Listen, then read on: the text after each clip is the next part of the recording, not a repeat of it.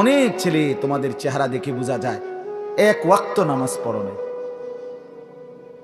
মুসলমানের চেহারা এমন হয় না বন্ধু, মুমিনের চেহারা এমন হয় না।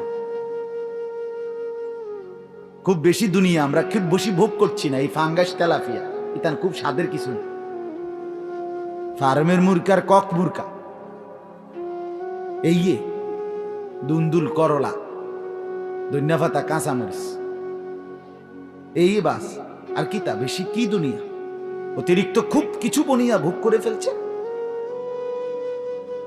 দুনিয়া, খুব আশ্চর্য কিছু ভোগ করে ফেলছি আমরা। তাইলে আমরা কেন আমরা এমন করছি? আপনারা বাবারা একটা বারো ভাবতেছেন না?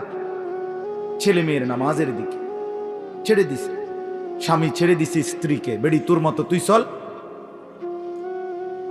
আশ্চর্য।